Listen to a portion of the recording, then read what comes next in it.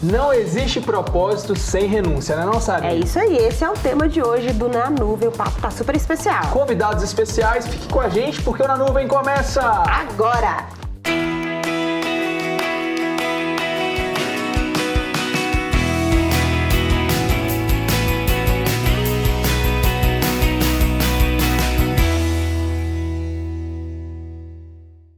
E o Na Nuvem de hoje, para falar sobre esse tema, né, sobre propósito, renúncia em prol do propósito, nós vamos conversar com o Davi Barreto, líder do Legacy. Tudo bem, Davi? Tudo certo, graças a Deus. Mais do que feliz de estar aqui hoje, falando aquilo que literalmente quer seguir Jesus, é renúncia em prol do propósito.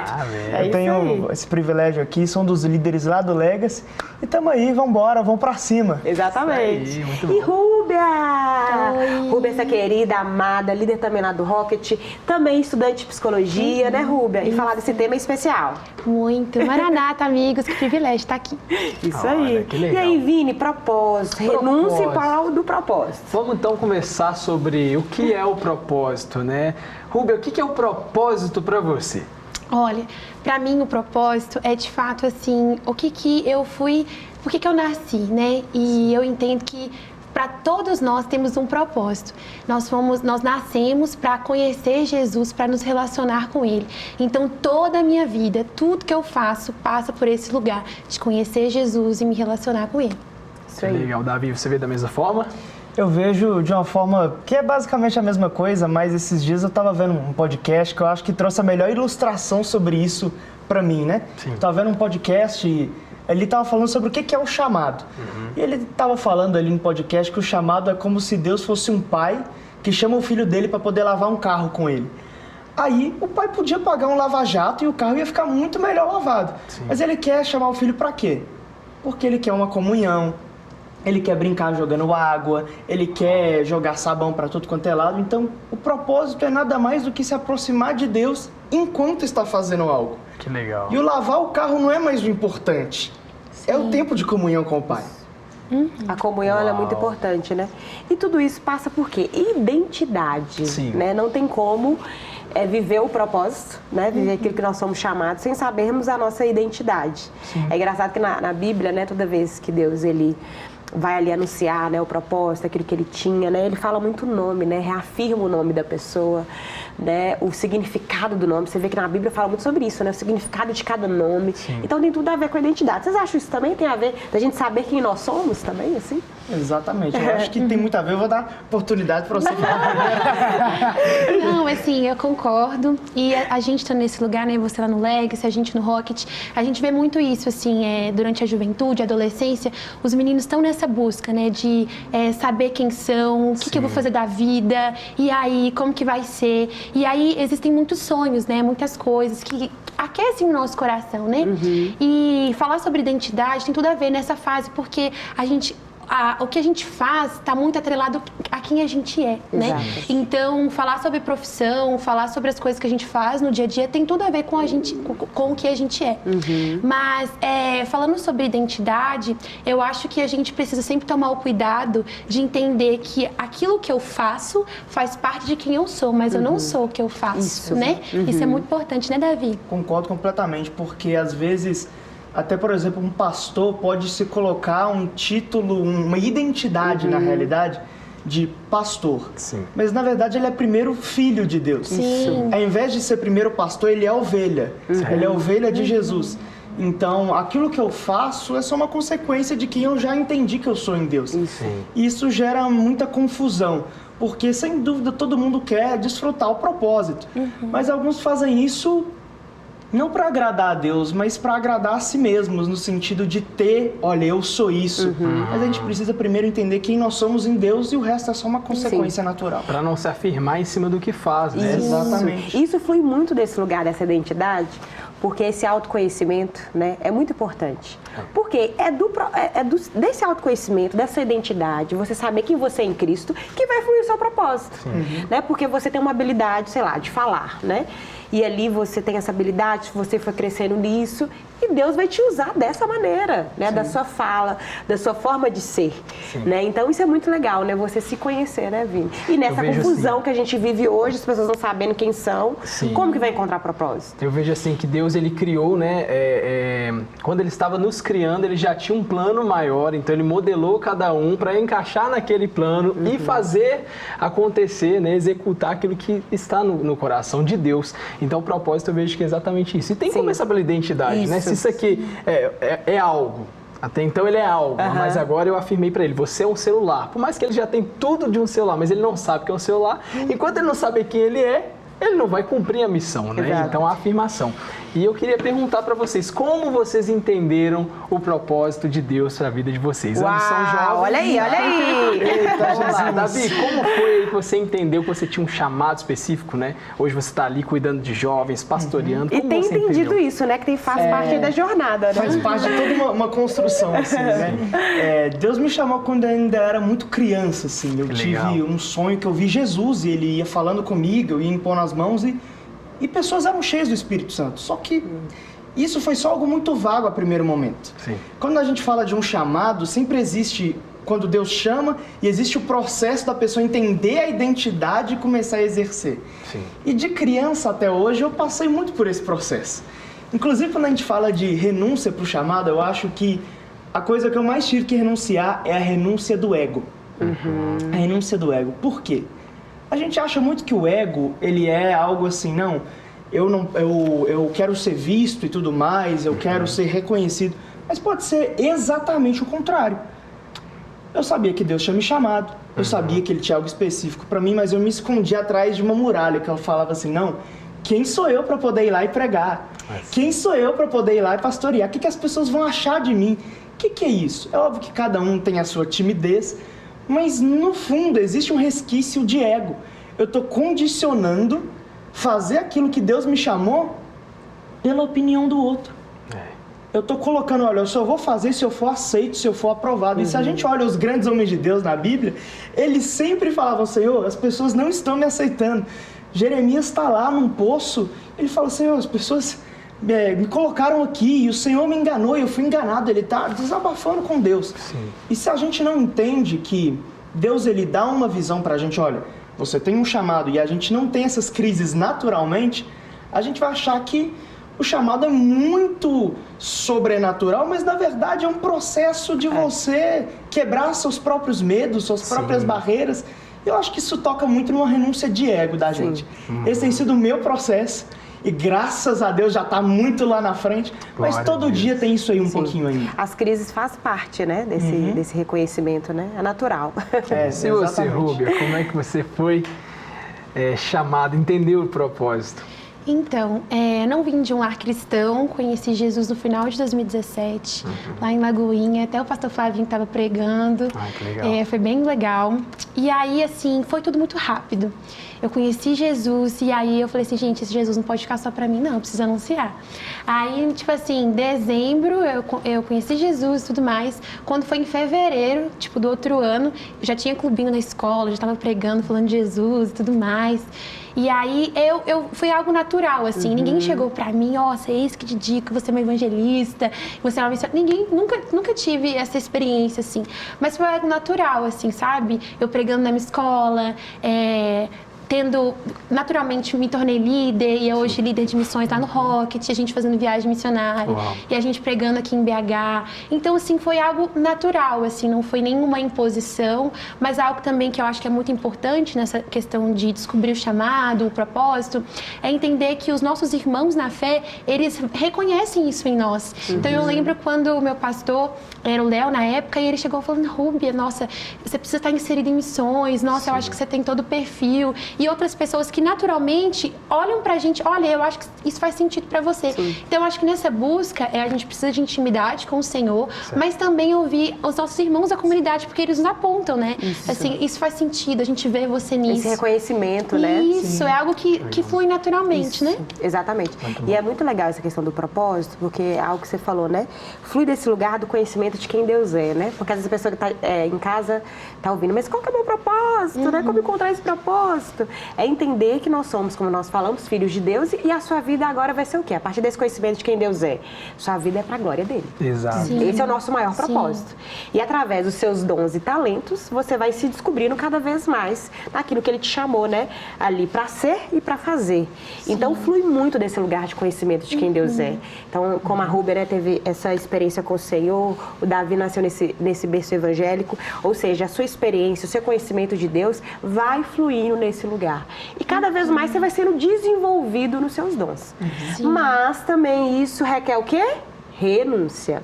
A história tá muito linda, né? Até aí todo mundo... Maravilhoso! Vamos pegar o propósito! Mas deixa eu te contar uma coisa. É bem provável que Deus ele vai te dar um propósito... Não, vai te apontar um propósito e mostrar a conclusão. Sim. Olha, eu lá pregando, olha eu lá no mundo todo pregando.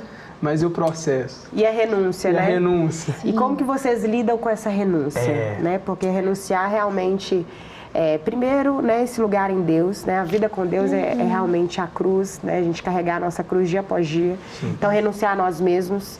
Né, eu sempre falo isso, né, no discipulado, eu sempre falo, a minha vontade nunca era ser pastora, a vontade era nunca viver essa vida da igreja, gente, nunca foi. Mas isso foi gerado mesmo no meu coração. Então, renunciar primeiro quem a Sara queria ser, meu desejo, né? Sim. Mas entender que é a vontade de Deus em mim. Então, como que vocês lidam aí com essa questão da renúncia? E a Rúbia? Então, a gente tem que entender que o escolhido não tem escolha, né? Então, nós temos toda uma perspectiva de vida. Sim. Eu já me imaginei muitas vezes sendo jogador de futebol, tentei fazer teste em alguns times, eu já sonhei. Deus foi só fechando. Deus foi só dando várias fechadas de porta, trancando todas as portas. E assim, é como se... Primeiro, antes daquilo que Deus quer que seja criado em você, que é bonito, seja e começa a nascer, o seu castelinho de areia ele tem que desmoronar primeiro. Sim. Você tem que entender que você não é dono da sua vida. Você não vai ser quem você está querendo ser. Você não vai ser o que você quer que as pessoas vejam. Sim. Você vai ser quem Deus quer que as pessoas vejam. Uau. E quando a gente toca nisso, eu acho que assim, a principal renúncia é a renúncia, literalmente, de uma reputação, de todo um reconhecimento. Eu não estou dizendo que o ministério não tem uma reputação, não tem um reconhecimento, mas eu estou falando que você primeiro vai ter que abrir mão. Talvez você diz, olha, eu queria ser alguém muito rico, eu queria ser alguém com uma qualidade de vida perfeita, e a realidade de alguém que está na obra de Deus é que você tem trabalho o tempo inteiro. Às vezes você não vai passar tanto tempo com a sua família igual você queria. Sim. Você vai ter que abrir mão de muitas viagens. Sim. E é uma renúncia atrás da outra. E quem olha de fora fala, uau, olha só essa pessoa que eu tô vendo. Mas lá no fundo você fala assim, eu só queria estar em casa, talvez ver um jogo de futebol no momento. Mas a gente precisa entender que o que Deus tem pra gente é muito melhor do que a gente tem pra gente mesmo. Eu acho lindo, né, na parte que fala de Jesus, né, os discípulos. Jesus, para, come, né? Vem cá, come um pouquinho, Jesus. Não tem tempo pra isso. Tem que alimentar as pessoas, né? Verdade. Então, realmente, esse id, né? E você, Rúbia? Olha, o Vinícius até comentou algo importante sobre quando a gente fala de propósito, a gente sempre pensa no futuro, né? Aquilo que a gente vislumbra, tudo quando já aconteceu, né?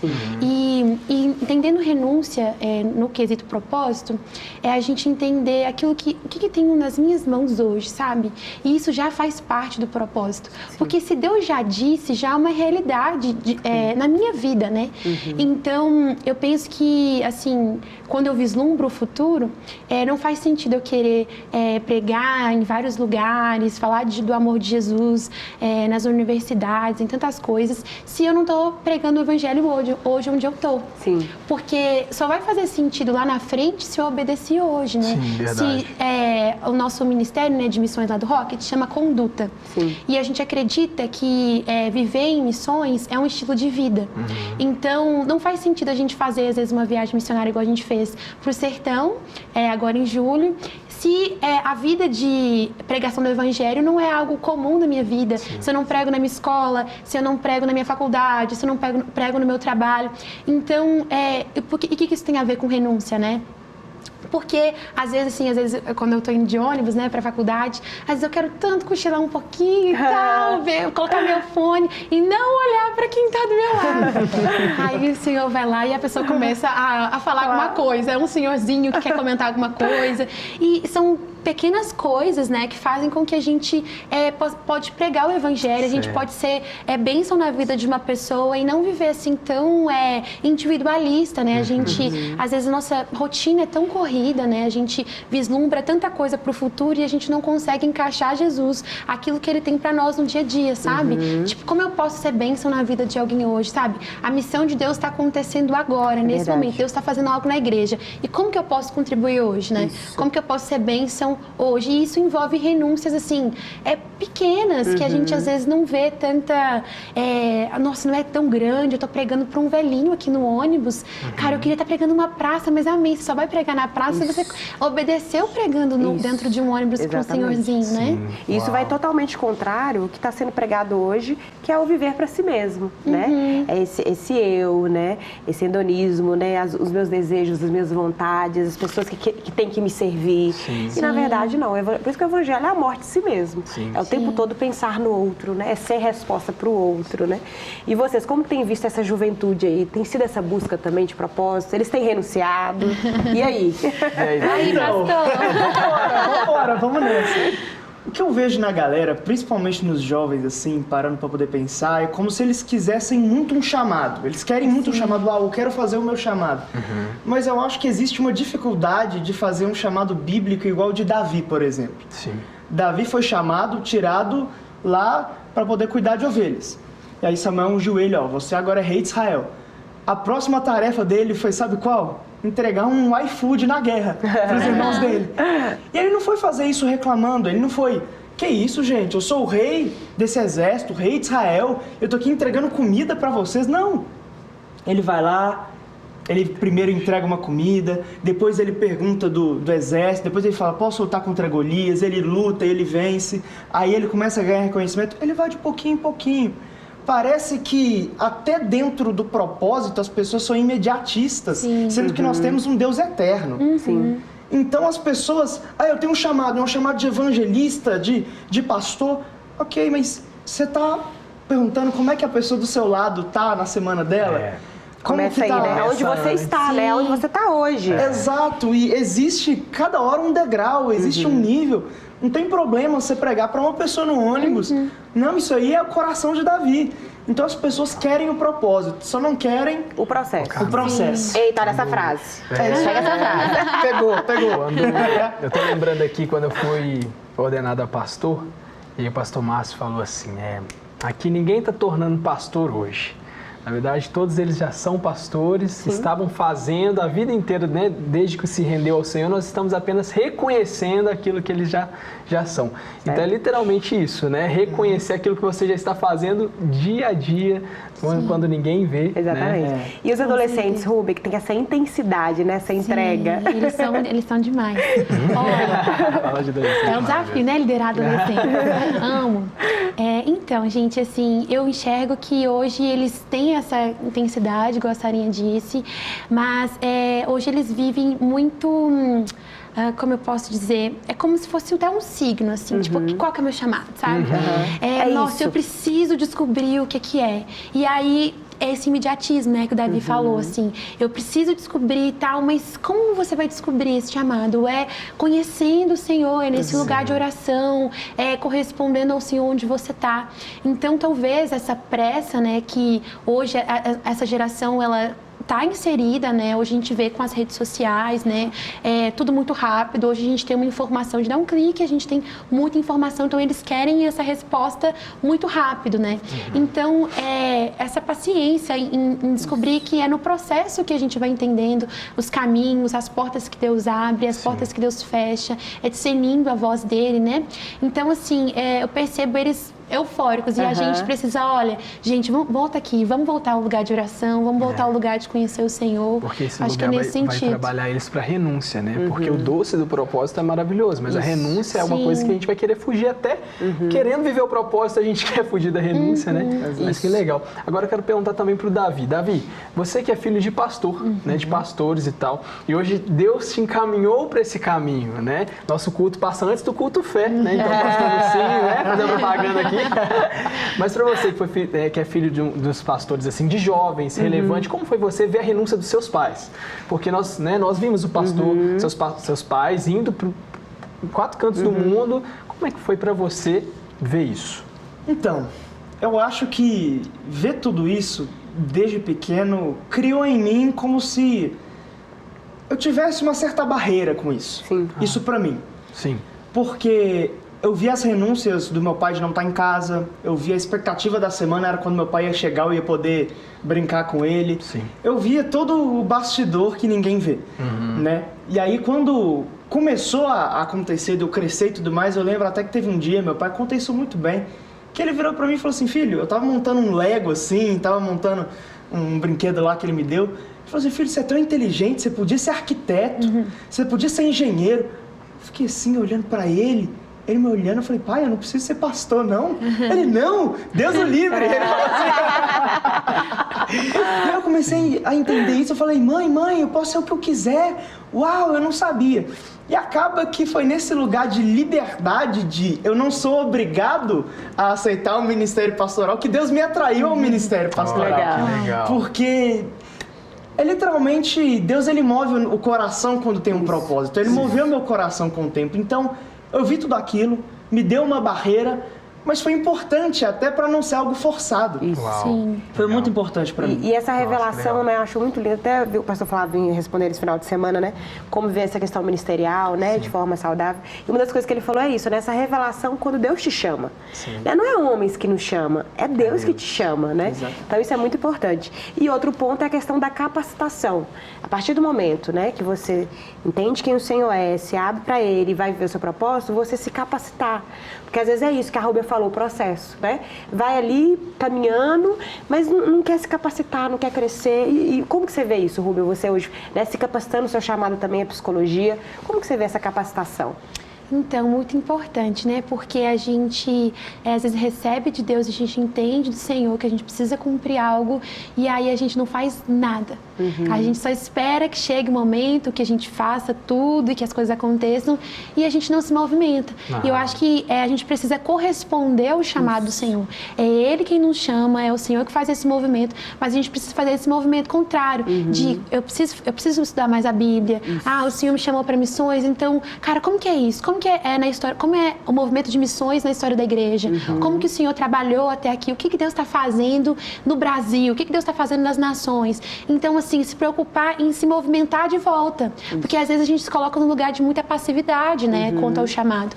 Foi Deus que me chamou, Ele paga a conta, amém, não vamos fazer nada, eu quero ir para o Paraguai, não vou vender nada, Deus vai vir na minha conta, amém, pode vir na sua conta. Mas você também precisa fazer esse movimento de volta, né? Correspondendo ao Senhor. Então, eu acho isso muito importante. Eu fiz... no começo da minha caminhada, uma escola de evangelismo, que foi muito importante para mim, assim, sabe? Para que hoje eu pudesse liderar. Na época, eu não era líder de nada e tudo. Então, assim, eu fui percebendo que é importante, assim, a gente aprender mesmo a respeito com pessoas que são mais maduras que a gente na fé, né? Então, tá nesse lugar, tipo assim, e aí, o que homens e mulheres de Deus falam a respeito disso, né? E tá nesse lugar de aprender. Muito bom, né? Isso. Demais, esse papo é demais. E até falar de 2 livros muito importantes, eu sempre indico algum livro. Um livro que chama Enraizados, que fala justamente sobre esse processo de Davi, os solos que Davi foi enraizado para caminhar aquilo que Deus tem. E o Deus que destrói sonhos, né? Que fala sobre essas idealizações que a gente tem e Deus vai lá e quebra essa idealização. Exatamente. Deixei esses 2 livros para vocês. Galera, muito obrigado. Que programa maravilhoso. Ficaria aqui mais um longo tempo. Esse papo aqui é render horas. Ficaria muito mais. Mas você que está aí em casa, né, lembre que você tem um propósito, o Senhor te chamou, se capacite. convite, né? Nós estamos aqui também, como na nuvem, para ser uma pecinha de capacitação, Amém. trazendo esse entendimento. Não, Nada Farinha? melhor do que viver a boa, perfeita e agradável vontade de Deus. É isso aí, ficamos por aqui, Brasil. Mas que dia que a gente volta? Na próxima terça, às 19 horas, assista nossos programas também pelo YouTube e seja abençoado aí. Junto. Valeu!